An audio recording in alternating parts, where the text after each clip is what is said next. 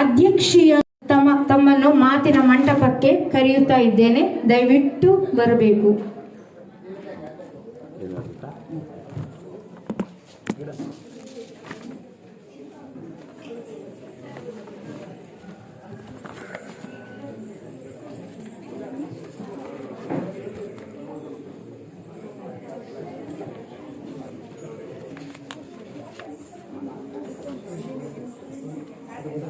ಆಯೋಜಕರು ಆಯೋಜಿಸಿದ್ದರು ಕವನ ವಾಚನ ಕೇಳುತ್ತಿದ್ದ ಸಭಿಕರು ನೋಡುತ್ತಿದ್ದರು ವಾಚನ ಅಂತ ಒಮ್ಮೆ ದುಡ್ಡಿರಾಜರು ಆಳ್ವಾಸದ ಫಂಕ್ಷನ್ ಆಗುವಾಗ ಹೇಳಿದ್ದಾರೆ. ಅದು ನೆನಪಾಯಿತು. ಯಾಕಂದರೆ ಈಗ ಪ್ರಾಯಶಃ ಡಿಮಿನಿಷಿಂಗ್ ಮಾರ್ಜಿನಲ್ ಯುಟಿಲಿಟಿ ಅಂತ ಉಂಟು ಎಕನಾಮಿಕ್ಸ್ನಲ್ಲಿ. ಒಂದು ಹೋಳಿಗೆ ಒಂದು ತಿನ್ನುವಾಗ ಇನ್ನೊಂದು ಬೇಕು ಅಂತ ಆಗ್ತದೆ, ಇನ್ನೊಂದು ತಿನ್ನುವಾಗ ಮತ್ತೊಂದು ಬೇಕು ಅಂತ ಆಗ್ತದೆ, ಆಮೇಲೆ ಬೇಡ ಬೇಡ ಬೇಡ ಅಂತ ಆಗ್ತದೆ. ಇದು ಎಕನಾಮಿಕ್ಸ್ನ ಒಂದು ವಿಷಯ. ಹಾಗೆಯೇ ಆಗಬಹುದು ಈಗ ನನ್ನ ಮಾತುಗಳು. ವೇದಿಕೆಯ ಮೇಲೆ ಆಸೀನರಾಗಿರುವ ನನ್ನ ಅತ್ಯಾತ್ಮೀಯ ವಿ ಕುಳ ವರ್ಮ ಅಲ್ಲ, ಕುಳ ಮರವರವರೇ. ಹಾಗೆ ಇನ್ನೊಬ್ಬರು ಪ್ರಿಯ ಮಿತ್ರ ಕೊಳಚಪ್ಪೆ ಗೋವಿಂದ ಭಟ್ಟರೆ, ಹಾಗೆ ನಿರೂಪಕಿ ವಿದ್ಯಾರವರೇ, ರೇಖಾ ಸ್ವದೇಶ್ರವರವರೇ, ಹಾಗೆ ನಮ್ಮ ಬಿರಾದಾರ್ರವರೇ ಮತ್ತು ವೇದಿಕೆ ಮುಂದೆ ಇರುವ ನಮ್ಮ ಅತ್ಯಂತ ಪ್ರಿಯ ಮಿತ್ರ, ಅವರಿಗಾಗಿಯೇ ಇವತ್ತು ಬಂದದ್ದು ನಾನು ಇಲ್ಲಿಗೆ, ಕೃಷ್ಣಮೂರ್ತಿ ಕುಲಕರ್ಣಿಯವರೇ, ಹಾಗೆ ಇತರ ಎಲ್ಲ ಆತ್ಮೀಯರೇ, ಹೆಚ್ಚು ಸಮಯವನ್ನು ಕೊಲ್ಲದೆ ಹೆಚ್ಚು ಮಾತನಾಡದೆ, ಯಾಕಂದರೆ ನಿರೂಪಕಿಯರೇ ಆಗ ತುಂಬ ವಿಷಯ ನಾನೇ ಹೇಳುವುದನ್ನು ಹೇಳಿದ್ದಾರೆ. ಹಾಗಾಗಿ ನನಗೆ ಹೇಳಲಿಕ್ಕೆ ಹೆಚ್ಚು ವಿಷಯ ಇಲ್ಲ. ಒಂದು ಆರಂಭದಲ್ಲಿ ಕೃಷ್ಣಮೂರ್ತಿ ಕುಲಕರ್ಣಿಯವರ ಈ ಇವತ್ತಿನ ಕಾರ್ಯಕ್ರಮಕ್ಕೆ ಒಂದು ಶುಭ ಹಾರೈಸುವ ಒಂದು ಚೌಪದಿಯನ್ನು 4 ಮಾಲೆ ಅದನ್ನು ಹೇಳಿ ಒಂದೆರಡು ಮಾತು ಹೇಳಿ ನಾನು ಪ್ರಾಯಶಃ ಕೂತ್ಕೊಳ್ತೇನೆ. ಸಿರಿವಂತ ಕರ್ನಾಟಕ ಪರಂಪರೆಯ ಭೂಮಿಯಲ್ಲಿ, ಸಿರಿವಂತ ಕರ್ನಾಟಕ ಪರಂಪರೆಯ ಭೂಮಿಯಲ್ಲಿ, ಕೇರಳ ಆದರೂ ಕೂಡ ಹೊರಹೊಮ್ಮುತ್ತಿರುವ ಶಾಶ್ವತದ ಸಾಹಿತ್ಯ ರತ್ನ, ಹೊರಹೊಮ್ಮುತ್ತಿರುವ ಶಾಶ್ವತದ ಸಾಹಿತ್ಯ ರತ್ನ ಕರ್ನಾಟ ಚುಟುಕು ಸಾಹಿತ್ಯ ಪರಿಷತ್ತು, ಕರ್ನಾಟ ಚುಟುಕ ಸಾಹಿತ್ಯ ಪರಿಷತ್ತು. ಪ್ರಿಯವಾದ ನಾಮ, ಬುದ್ಧಿವರ್ಧಕ ವೇದಿಕೆಗೆ ಪ್ರಣಾಮ. ನಿಜ ಪ್ರವರ್ತಕ ಕೃಷ್ಣ ಮೂರ್ತಿ ಕುಲಕರ್ಣಿ, ಸಾಹಿತ್ಯ ಸೇವೆಯಲ್ಲಿ ಬರಹಗಾರರಿಗೆ ಋಣಿ. ಚತುರವಾದ ಆನ್ಲೈನರ ಮತ್ತು ಕವಿತೆ ಒಗ್ಗೂಡಿಸುತ್ತ ಪರಿಷತ್ತಿನ ಶಕ್ತಿಯ ಹಣ. ಕರ್ನಾಟಕದ ಸಾಹಿತ್ಯಿಕ ಬೆಳಕಿನಲ್ಲಿ ದೀಪಸ್ತಂಭ. ಪರಿಷತ್ತಿನ ಪ್ರಯತ್ನಗಳು ಪ್ರೀತಿಯ ಶ್ರಮದ ಬಿಂಬ. ಬರೆಯುವವಗೆ ಸಾಹಿತ್ಯಕ್ಕೊಂದು ಹೊಸ ಸ್ವರ್ಗ. ಕೊಡುಗೆ ಕುಲಕರ್ಣಿಯವರದು ಅಲ್ಲ ಅಗ್ಗ. ಎಂದಿಗೂ ಹಳೆಯದಾಗದ ಸಾಹಿತ್ಯ ನಿಧಿಯು, ಕನ್ನಡ ಸಾಹಿತ್ಯದಲ್ಲಿ ಪ್ರಭಾವ ಸವಿಯು. ಹೊಳೆಯುತ್ತಿಯ ನಕ್ಷತ್ರ ನಿಲ್ಲಿಸದು ಮಿನುಗು, ಬೆಳೆದು ಬಾಳಲು ಉಳಿಸೆ ಕನ್ನಡದ ಸೊಬಗು. ಸಾಹಿತ್ಯದ ಮೂಲ ಹುಟ್ಟು ಆಗಿದ್ದೇ ಚುಟುಕಿನಿಂದ. ಧರೆಗೆ ಬಿದ್ದ ಕ್ಷಣದಿಂದ ಕಂದನುಸುರುವ ನುಡಿಯಿಂದಲೇ ಚುಟುಕು ಆರಂಭ. ರಾಮಾಯಣ ಉಂಟಾದಂಥ ವಿಷಯ ಗೊತ್ತು, ಆಗಿದ್ದೇ ಚುಟುಕಿನಿಂದ. ಯಾವುದಾದರೂ ಒಂದು ಮಹಾಕಾವ್ಯ ಆಗುವುದಾದರೂ ಚುಟುಕಿನಿಂದ. ಯಾವುದಾದರೊಂದು ಕಾದಂಬರಿ ಬರೆಯುವುದಿದ್ದರೂ ಚುಟುಕು ವಿಷಯದಿಂದ. ನೋಡಿ, ಒಂದು ಸಣ್ಣ, ನೀವು ಈಗ ಒಂದು ಸುಲಭ ಉಪಾಯ ಹೇಳ್ತೇನೆ ನಾನು. ನೀವೊಂದು ತಲೆಯಲ್ಲಿ ಒಂದು ವಿಷಯ ತಕ್ಕೊಳ್ಳಿ, ಅದನ್ನು ಮೆಟಾ ಎಐಗೆ ಹಾಕಿ, ಅದು ನಿಮಗೆ ಉದ್ದವಾದಂಥ 1 ಪೇಜಿನ ಕಥೆಯನ್ನೇ ಕೊಟ್ಟು ಬಿಡ್ತದೆ. ಹಾಗೆ ಚುಟುಕು ವಿಷಯದಿಂದಲೇ ಸಾಹಿತ್ಯ ಬರುವಂಥದ್ದು. ಹಾಗಾಗಿಯೇ ಚುಟುಕು ಸಾಹಿತ್ಯ ನಿಜವಾದ ಸಾಹಿತ್ಯವೇ. ಉಳಿದ ಸಾಹಿತ್ಯಗಳು ಅವುಗಳಿಗೆ ಆಕ್ಸಿಲರೇಟರ್. ನಮ್ಮ ಚಲಿಸುತ್ತಿರುವ ನಮ್ಮ ವಾಹನಕ್ಕೆ ನಾವು ಹಾಕೋ ಪೆಟ್ರೋಲು ಈ ಚುಟುಕು. ಚುಟುಕು ಸಾಹಿತ್ಯದಲ್ಲಿ ಅದು ಹೇಗೆ ಬಂತು? ಆರಂಭದಿಂದ ಜಾನಪದದಲ್ಲೇ ಬಂದಿದೆ. ಗದ್ದೆಯಲ್ಲಿ ಉಳುವಾಗಿರ್ಬೋದು, ಬೇರೆ ಬೇರೆ ಕೆಲಸ ಮಾಡುವಾಗಿರ್ಬೋದು, ಯಾವುದಾದ್ರೂ ಒಂದು ವಿಷಯವನ್ನು ತೆಗೆದುಕೊಂಡು ಹಾಡುವುದು. ಯಾಕೆ? ಶ್ರಮವನ್ನು ಇಳಿಸಲಿಕ್ಕೆ, ಕೆಲಸದಲ್ಲಿ ಒಂದು ವೇಗೋತ್ಕರ್ಷವನ್ನು ಪಡೆಯಲಿಕ್ಕೆ ಅಲ್ಲಿಂದ ಬಂದಿದೆ. ಆಗ ಉಪನ್ಯಾಸದಲ್ಲಿ ಹೇಳಿದ ಹಾಗೆ ಬಸವಣ್ಣನವರ ತತ್ವಗಳಿರ್ಬೋದು, ಒಂದು ಏನು ನಮ್ಮ ಆಡಳಿತ ತಂತ್ರವನ್ನೇ ರೂಪಿಸುವಂತಹ ಚುಟುಕುಗಳು, ಚುಟುಕುಗಳ ಮುಖಾಂತರ ಒಂದು ಏನು ಗೆಜೆಟ್ ಮಂಡಿಸಿದ ಹಾಗೆಯೇ ಆಕರ್ಷಕ ಮತ್ತು ಸರಳ, ಬಹಳ ಸುಲಭ. ಆಗ ನೋಡಿ, ಸಣ್ಣ ಮಗು ಸಹ ಒಂದು ಇದರ ಬಗ್ಗೆ ಶಾಲೆಯ ಬಗ್ಗೆ ಹೇಳಿದ ಹಾಗೆ, ಅಥವಾ ಮಾವನ ಹುಣ್ಣು ಅಂತ ಆಗೊಂದು ಕೇಳಿದೆವು ನಾವು. ಆ ಮಾವನ ಹುಣ್ಣು ಒಂದು ಆಕರ್ಷಕ ಚುಟುಕು, ಒಂದು ವ್ಯಂಗ್ಯ, ಹೀಗೆ ಬೇರೆ ಬೇರೆ ರೂಪದಲ್ಲಿ ಒಂದು ವಿಷಯವನ್ನು ಕೊಡಲಿಕ್ಕೆ.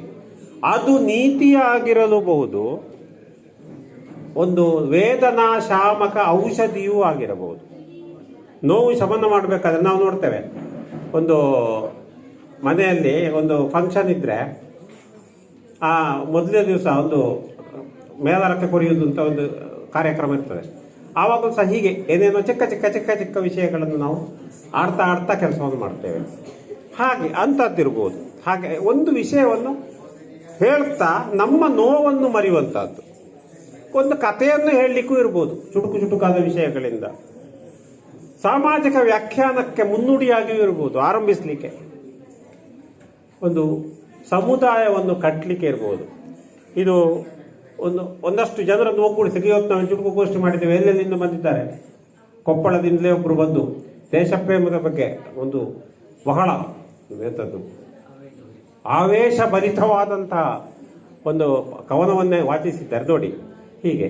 ಅಥವಾ ಬೇರೆ ಬೇರೆ ಕಡೆಯಿಂದ ಇವರಿರ್ಬೋದು, ನಮ್ಮ ನಿರೂಪಕಿ ಪ್ರೇಮ ಬಿರಾದರ್ ಅವರು, ಅವರ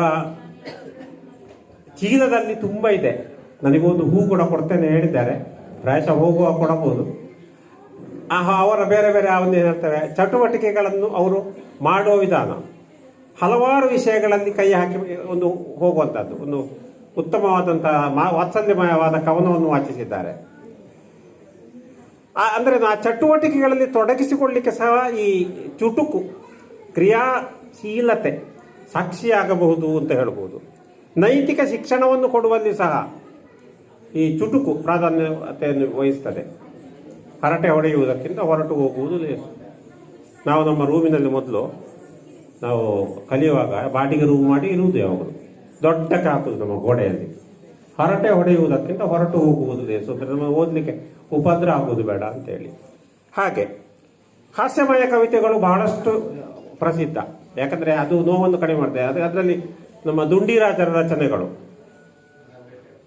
ನಗದು ಇರ್ಬೋದು, ನಗಾಡುವುದಿಲ್ಲ ಅಂತ ಹೇಳೋದಕ್ಕೆ ನಗದು ಅಂತ ಹೇಳೋದು, ಹಣಕ್ಕೆ ನಗದು ಅಂತ ಹೇಳೋದು ಇರ್ಬೋದು, ಬಾತ್ರ ಅಂತ ಹೇಳೋದಿರ್ಬೋದು, ಹೊದ್ದುಕೋ ಅಂತ ಹೇಳೋದಕ್ಕೆ ಕಂಬಳಿ.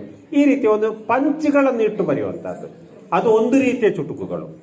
ಆದರೆ ಇನ್ನೊಂದು ರೀತಿಯ ಚುಟುಕುಗಳು, ನಿಜವಾದ ಚುಟುಕುಗಳು, ಜೀವಂತಿಕೆಯನ್ನು ಹೊತ್ತುಕೊಳ್ಳುವ ಚುಟುಕುಗಳನ್ನು ನೀವು ಬರೆಯುವುದಾದರೆ, ಒಂದು ವಿಷಯವನ್ನು ಸರಿಯಾದ ರೀತಿಯಲ್ಲಿ ಪ್ರಸ್ತಾವನೆ ಮಾಡುವುದಾದರೆ, ನರಸಿಂಹ ಭಟ್ ಏತಡ್ಕದವರು ಬರೆದಂಥ ಚುಟುಕುಗಳನ್ನು ಬರೀಬೇಕು.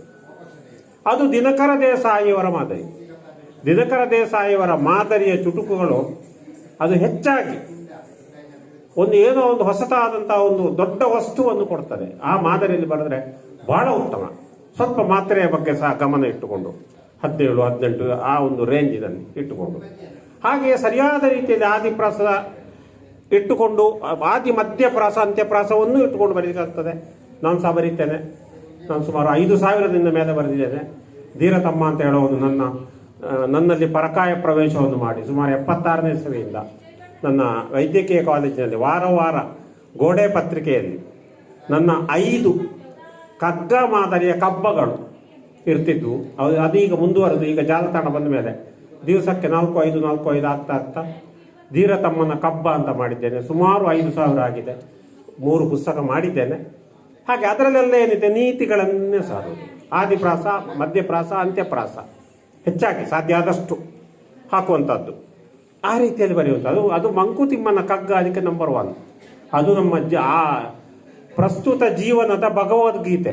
ನಮಗೆ ಬೇರೆ ಭಗವದ್ಗೀತೆ ಓದಬೇಕು ಅಂತ ಇಲ್ಲ. ನಾವು ಮಂಕುತಿಮ್ಮನ ಕಗ್ಗವನ್ನು ಸರಿಯಾಗಿ ಓದಿದರೆ ಸಾಕು. ಅದನ್ನು ನಾನು ಯಾವುದನ್ನು ಹೇಳಲಿಕ್ಕೆ ಹೋಗೋದಿಲ್ಲ ಈಗ, ಯಾಕಂದರೆ ತುಂಬ ಸಮಯ ತಗೊಳ್ತದೆ. ಹಾಗೆ ಈ ಚುಟುಕು ಅಂತ ಹೇಳುವಂಥದ್ದು ಅತ್ಯಂತ ಸ್ಥಾನವನ್ನು ಮಾನವನ್ನು ಪಡೆದ ಕಾರಣ ಅದು ಅಭಿಮಾನ ನಮಗೆ. ಅಂತ ಅಭಿಮಾನವಾದಂಥ ಈ ಸಾಹಿತ್ಯ ಏನಾಗ್ತದೆ ಈಗ, ಹಾಗಾಗಿ ಚುಟುಕು ಸಾಹಿತ್ಯ ಪರಿಷತ್ತುಗಳು ಹೆಚ್ಚು ಹೆಚ್ಚು ಹೆಚ್ಚು ಸ್ಥಾಪಿತವಾಗ್ತವೆ. ಎಷ್ಟರ ಮಟ್ಟಿಗೆ ಅಂದರೆ ಪೈಪೋಟಿಗೆ ಇಳಿಯುವ ಹಾಗೆ. ಒಂದು ಸಾರಿ ನಾನು ಪ್ರಶ್ನಿಸಬೇಕಾಗಿ ಬಂತು, ಒಂದೇ ಹೆಸರಿನ 2-3 ಪರಿಷತ್ತುಗಳು ಯಾವುದಪ್ಪ ಇದು. ನನಗೆ ಒಂದು ಸರಿ ಮಂಗಳೂರಿಗೆ ಬರುವಾಗ ಸರ್ಕಾರಿ ಬಸ್ನಲ್ಲಿ ಬರ್ತಾ ಇದ್ವಿ. ಅವಾಗೆಲ್ಲ ಕೆಂಪು ಬಸ್ಸುಗಳು, ಒಂದೇ ಥರದ ಬಸ್ಸುಗಳು, ಅಥವಾ ಬೇರೆ ಬಸ್ಸವರು ಒಂದೇ ಥರದ್ದು. ಎಲ್ಲೋ ಚಂದ್ರಾಯಪಟ್ಟಣದಲ್ಲಿ ಕಾಪಿಗೆ ನಿಲ್ಲಿಸಿದ್ದಾರೆ. ಪುನಃ ಹೋಗುವಾಗ ನಾವು 10 ಬಸ್ ಯಾವುದನ್ನು ನಮ್ಗೆ ಗೊತ್ತಾಗೋದಿಲ್ಲ. ಹಾಗೆ ಆಗುವ ಹಾಗೆ ಚುಸಾಪಗಳು ಇನ್ನೂ ಬರ್ಬೋದೇನೋ ಬೇರೆ ಬೇರೆ. ಹಾಗೆ ಅದು ಬೆಳವಣಿಗೆಯ ಸಂಕೇತ. ಅದರಲ್ಲೆಲ್ಲದರಲ್ಲೂ ಎಲ್ಲರೂ ಆನೆಯನ್ನು ಮುಟ್ಟಿದವರೇ ಅಂತ ಆಗ ಇವರು ಹೇಳಿದಾಗೆ ನಮ್ಮ ರಘುಪತಿ ಭಟ್ರು ಪ್ರತಿಯೊಬ್ಬರು ಮುಟ್ಟುವುದು ಆನೆಯನ್ನೇ. ಒಬ್ಬನು ತಲೆ ಬಾಲ ಇರ್ಬೋದು, ಒಬ್ಬನು ಸೊಂಡಿಲಿರ್ಬೋದು, ಒಬ್ಬನು ಶರೀರವನ್ನಿರ್ಬೋದು ಅಥವಾ ಕಿವಿಯನ್ನಿರ್ಬೋದು. ಎಲ್ಲ ಕೊನೆಗೂ ಅದರ ಕ್ರೆಡಿಟ್ ಹೋಗುವುದು ಚುಟುಕು ಸಾಹಿತ್ಯಕ್ಕೆ. ಹಾಗಾಗಿ ಅದೇ ರೀತಿ ಈ ಸಾಹಿತ್ಯ ಪ್ರಕಾರದಲ್ಲಿ ಪುನಃ ಟಿಸಿಲೊಡೆದಾಗ ನಾವು ಬರ್ತೇವೆ, ಹಾಯ್ಕು ಅಂತ ಬರ್ತೇವೆ, ಟಂಕ ಅಂತ ಬರ್ತೇವೆ, ಅಥವಾ ತನಗ ಅಂತ ಎಲ್ಲ ಚುಟುಕುಗಳೇ. ಈಗ ಉದಾಹರಣೆಗಾಗಿ ನಾನು ಒಂದೇ ಭಾವದಲ್ಲಿ ಹಲವಾರು ರೀತಿಯಲ್ಲಿ ಬರಿಬೋದು ಅಂತ ಹೇಳಿದಾಗ ಒಂದು ಉದಾಹರಣೆ ಕೊಡ್ತೇನೆ. ಈಗ ಶಿಶುಗೀತೆ ಬರಿಬೋದು. ಮನೆಯ ಮುಂದೆ ಹೂವು ಇದೆ, ಹೂವಿನ ಮೇಲೆ ಜೇನು ಇದೆ, ಜೇನು ನೋಡಿ ಜೇನು ನೊಣವು ಬಂದು ಹೂವಿನಲ್ಲಿ ಕುಳಿತಿತು. ಹೀಗೊಂದು ಮಕ್ಕಳು ಬರೆಯುವಂಥ ಪದ್ಯ ಬರಿಬೋದು ಶಿಶುಗೀತೆಯಾಗಿ. ಅದೇ ವಿಷಯವನ್ನು ನಾನೀಗ ಸಾಮಾನ್ಯ ಚುಟುಕು ಮಾಡ್ತೇನೆ. ನನ್ನ ಮನೆಯ ಮುಂದೆ ಒಂದು ಹೂವು ಇದೆ, ಹೂವಿನ ಮೇಲೆ ಒಂದು ಜೇನು ನೊಣವಿದೆ, ನಾನು ಜೇನು ನೊಣವ ನೋಡ ಬಂದೆ ಮತ್ತು ಜೇನು ಸವಿಯ ಹೂವಿನ ಮೇಲೆ ಕುಳಿತೆ. ಅದರ ಸ್ವಗತ ದುಂಬಿಯದ್ದು. ಹಾಗೆ ಹಾಯ್ಕನ್ನು ನಾವು ಹೇಳ್ಬೋದು. ಮನೆಯ ಮುಂದೆ ಹೂವೊಂದು ಅರಳಿದೆ, ಅಲ್ಲಿ ಜೇನಿದೆ. ಹಾಗೆ ಅದನ್ನೇ ನಾವು ಟಂಕಾಗಿ ಪರಿವರ್ತಿಸಿದರೆ, ಮನೆಯ ಮುಂದೆ ಹೂವೊಂದು ಅರಳಿದೆ, ಅಲ್ಲಿ ಜೇನಿದೆ, ಜೇನು ನೊಣ ಬಂದಿದೆ, ಮಕರಂದ ಹೀರಿದೆ. 5 ಸಾಲಿನ ಒಂದು ಪದ್ಯ. ಅದನ್ನು ನಾವು ಮುಕ್ತಕ ಮಾಡಿದರೆ ಇದರ ಪ್ರಕಾರ ನಮ್ಮ ಪ್ರಾಸಬದ್ಧವಾಗಿ, ಮನೆಯಿಂದ ಮುಂದಿರುವ ವನದಲ್ಲಿ ಹೂವರಳಿ ಜೇನನ್ನು ತನ್ನಲ್ಲಿ ಇರಿಸಿರುವುದು, ಜೇನು ನೊಣ ಬಂದಲ್ಲಿ ತಾನು ಕುಳಿತಿರುವಲ್ಲಿ ಹನಿ ಸವಿಯ ಹೀರುತ್ತಿದೆ ಧೀರ ತಮ್ಮ. ಇದು ಮುಕ್ತಕದ ರೂಪದಲ್ಲಿ. ಅದನ್ನೇ ತನಕ ಮಾಡ್ಬೋದು. ಹೂವು ಅಂಗಳದಲ್ಲಿ 7 ಪದಗಳು ತನಕಕ್ಕೆ 7 ಒಟ್ಟು. ಇದು ಹೂವು ಅಂಗಳದಲ್ಲಿ ಜೇನು ಹನಿ ತನ್ನಲ್ಲಿ ಇರಿಸಿರಲು ಜೇನು ನೊಣವು ಬಂತು ತಾನು. ಹಾಗೆ ಅದನ್ನು ಇನ್ನೊಂದು ರೀತಿಯ ಚುಟುಕು ಮಾಡುವುದಾದರೆ ಜಯಕರ ದೇಸಾಯಿ ವಿಧಾನದಲ್ಲಿ, ಅರಳಿದ ಹೂವು ಮನಸೆಳೆಯದೇನು, ಇರಲು ಜೇನದರೊಳಗೆ ಸವಿಯಲ್ಲವೇನು, ಬರಲು ಜೇನಿನ ನೊಣವು ಹೀರಲದ ತಾನು, ಪರಾಗ ಸ್ಪರ್ಶಕ್ಕೆ ನೆರವು ಆಗಬಹುದೇನು. ಹೀಗೆ ನೋಡಿ, ಒಂದೇ ವಿಷಯವನ್ನು ನಾವು ಬೇರೆ ಬೇರೆ ರೂಪದಲ್ಲಿ ಹಾಗೇ ಹೇಳಿದ್ ನಾನು ಆಗ. ಎಲ್ಲರೂ ಆನೆಯನ್ನು ಮುಟ್ಟಿದ ಹಾಗೆ ಎಲ್ಲರೂ ಬರೆಯುವುದು ಕವನ ಸಾಹಿತ್ಯವನ್ನೇ. ಎಲ್ಲರದ್ದು ಉದ್ದೇಶ ಒಂದು ವಿಷಯವನ್ನು ಪ್ರತಿಪಾದಿಸುವುದು, ಪ್ರಸ್ತಾಪಿಸುವುದು, ಹೇಳುವುದು. ಹಾಗೆ ಆಗುವುದಕ್ಕೆ ಇಂತಹ ಕಾರ್ಯಕ್ರಮಗಳು ಬಹಳಷ್ಟು ವೇದ್ಯ. ಹಾಗಾಗಿ ಇಂದು ಈಗ ಕಸ್ತೂರಿ ಜಯರಾಮ್ ಅವರು ಇರ್ಬೋದು, ವರ್ಷಧಾರೆಯ ಬಗ್ಗೆ ಅಥವಾ ವಿಗ್ರಹದ ಬಗ್ಗೆ ಸ್ವಲ್ಪ ಹಾಸ್ಯ ಮಿಶ್ರಿತವಾದಂಥ ಒಂದು ರಚನೆಯನ್ನು ಓದಿದ್ರು. ಹಾಗೆ ಬಿರಾದಾರರು ಸ್ವಲ್ಪ ವಾತ್ಸಲ್ಯಮಯವಾದ ಹೃದಯವನ್ನು ಬಡಿಯುವ ಸೌಭಾಗ್ಯ ಕವನವನ್ನು ಓದಿದರು. ಹಾಗೆ ಚೇತನ ಕುಟುಕುವಂತಹ ಒಂದು ಕವನ. ಹಾಗೆ ರವೀಂದ್ರ ಶೆಟ್ಟಿಯವರು ರಾಷ್ಟ್ರಪ್ರೇಮವನ್ನು ಎಬ್ಬಿಸುವಂತಹ ಒಂದು ಕವನವನ್ನು, ಹಾಗೆ ಕಂಡ ಅನ್ನುವ ರೀತಿಯಲ್ಲಿ ಒಂದು ಏನಾದ್ರು ಗದ್ದೆಯ ಬಗ್ಗೆ.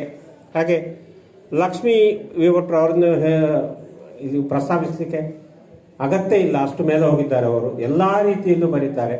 ಆದರೆ ಅವರದ್ದೆಲ್ಲವೂ ಪ್ರಾಸಬದ್ಧವಾದ ಕವನ ಮತ್ತು ನಾವೇನು ಹೇಳ್ತೇವೆ ಆ ಒಂದು ಶಾಸ್ತ್ರೀಯವಾದಂಥದ್ದು. ವಿ ಪಿ ಕುಳಮರವರ ಗರಡಿಯಲ್ಲಿ ಪಳಗಿದವರು, ಅತ್ಯದ್ಭುತವಾದಂಥ ಒಂದು ಕವಯಿತ್ರಿ ಅಂತ ನಾನು ಒಪ್ಪಿಕೊಳ್ತೇನೆ. ಅವರ ಕವನ, ಹಾಗೆ ಸುಲೋಚನ ಅವರ ನವೀನ್ರವರದ್ದು ಒಂದು ನಗೆ ಬುಗ್ಗೆ, ಅದು ಒಳ್ಳೆಯಿತ್ತು. ನಗೆಯನ್ನು ಹುಟ್ಟಿಸುವಂಥ ಕವನ. ನರಸಿಂಹಭಟ್ರ ಎತ್ತರಕರದ್ದು ನಾನು ಆಗ ಹೇಳಿದ ಹಾಗೆ ಒಂದು ಚೂರ್ಣಿಕೆ ಬಗ್ಗೆ, ಹಾಗೆ ಸಂಸ್ಕೃತಿಯ ಬಗ್ಗೆ. ಶ್ರೀಹರಿ ಭಟ್ರದ್ದು ವ್ಯಂಗ್ಯ ಸಹಿತವಾದ ಪಂಚ್ ಇದ್ದಂಥದ್ದು ಚೆನ್ನಾಗಿತ್ತು. ದಂಪತಿ ರಂಪತಿ. ಹಾಗೆ ಶಶಿಕಲಾ ಟೀಚರ್ ಅವರ ಆ ಒಂದು ಕವನ ಬರೆದೆ ಅಂತ ಹೇಳುವ ಕವನ, ಮಾವನ ಹುಣ್ಣು, ಅದು ಸಹ ಚೆನ್ನಾಗಿತ್ತು. ಹಾಗೆ ಪ್ರವೀಳ ಚುಳ್ಳಿಕಾಂದ್ರ ಅವರು ಸಹ ಒಂದು ಅದ್ವಿತೀಯ ಕವಯತ್ರಿ. ಕವಿ ಪುಂಗವರ ಮಗಳಾಗಿ, ನನ್ನ ಸಂಬಂಧಿಯಾಗಿ ನನಗೆ ಅವಳು ತಂಗಿ ಬೀಳ್ತಾಳೆ ನನ್ನ ಹೊರಗೆಯಲ್ಲಿ, ಹೆಂಡತಿ ಅಜ್ಜನ ಮನೆ ಮೂಲಕ. ಭಾಳ ಚೆನ್ನಾಗಿ ಕವನ ಬರೆಯುವವರು, ತುಂಬ ಆದರ್ಶಮಯವಾದ ರಚನೆಗಳನ್ನು ಬರೀತಾರೆ. ಹಾಗೆ ಅವರು ಬರೆದಂತಹ ಮಾವ ತಂಗಿ ಇರ್ಬೋದು, ದರ್ಶನ್ ವಾಸಿಸಿದ ಬೆಕ್ಕಿನ ಬಗ್ಗೆ ಇರ್ಬೋದು, ಧನ್ವಿಕಾ ಮಗು ಶಿಶುಭಾವ ಎತ್ತಿ ತೋರಿಸುವ ಒಂದು ಕವನ ಅಪ್ಪನದ್ದು. ಚಿತ್ರಕಲಾ ಅವರು ಬದುಕಿನ ಚಿಂತೆಯನ್ನು ಪ್ರಾಸಬದ್ಧವಾದ ರೀತಿಯಲ್ಲಿ ಬರೆದ ಹಾಗೆ ಇದೆ. ಅದೇ ವಿಜಯಲಕ್ಷ್ಮಿ ಅವರದ್ದು ಈಗಾಗಲೇ ನಾನು ಹೇಳಿದೆ, ಬಹಳ ಅಬ್ಬರದಲ್ಲಿ ಅಬ್ಬರಿಸಿ ಬೊಬ್ಬಿರಿಸು ಕನ್ನಡವನ್ನು ಕಾಸರಗೋಡಿಗೆ ಖಂಡಿತವಾಗಿ ತರುವಲ್ಲಿ ಸಫಲರಾಗಬಹುದು ಅನ್ನುವಂಥ ಭಾವವನ್ನು ಹುಟ್ಟಿಸುವಂಥ ಕವನವನ್ನು ವಾಚಿಸಿದ್ದಾರೆ. ಅಂತೂ ಪ್ರಾಯಶಃ ನನಗೆ ಸಮಯ ಹೇಳಲಿಲ್ಲ, ಆದರೆ ನಿರೂಪಕಿಯರು ಆಗಲಿಕ್ಕೆ ಹೇಳಿದ್ದಾರೆ, ನೀವು ಮಾತಾಡ್ತೀರಾ ಅಂತೇಳಿ. ಹಾಗಾಗಿ ನಾನು ಬೇಗ ಮುಗಿಸುವುದು ಮುಖ್ಯ ಅಂತ ಹೇಳ್ತಾ ಎಲ್ಲರಿಗೂ ಶುಭವನ್ನು ಕೋರಿ ಮುಂದೆ ಯಾಕಂದರೆ ಜರಗಲಿರುವ ಸಾಂಸ್ಕೃತಿಕ ಕಾರ್ಯಕ್ರಮ ಇರ್ಬೋದು, ಯಕ್ಷಗಾನ ಇರ್ಬೋದು, ಅದಕ್ಕೂ ಸಹ ವಾಣಿಶ್ರೀಯವರ ಒಂದು ಇನ್ನೊಂದು ರೀತಿಯ ಹೆಜ್ಜೆಗಳು, ಆ ಹೆಜ್ಜೆಗಳಿಗೆಲ್ಲ ಶುಭವನ್ನು ಕೋರುತ್ತಾ ನನ್ನೆರಡು ಮಾತುಗಳನ್ನು ಮುಗಿಸ್ತೇನೆ. ತಪ್ಪಿದ್ದರೆ ಕ್ಷಮಿಸಿ, ಹೆಚ್ಚು ಕಡಿಮೆ ಆದರೆ ತಲೆಗೆ ಹಾಕಿಕೊಳ್ಳಬೇಡಿ. ನಮಸ್ಕಾರ.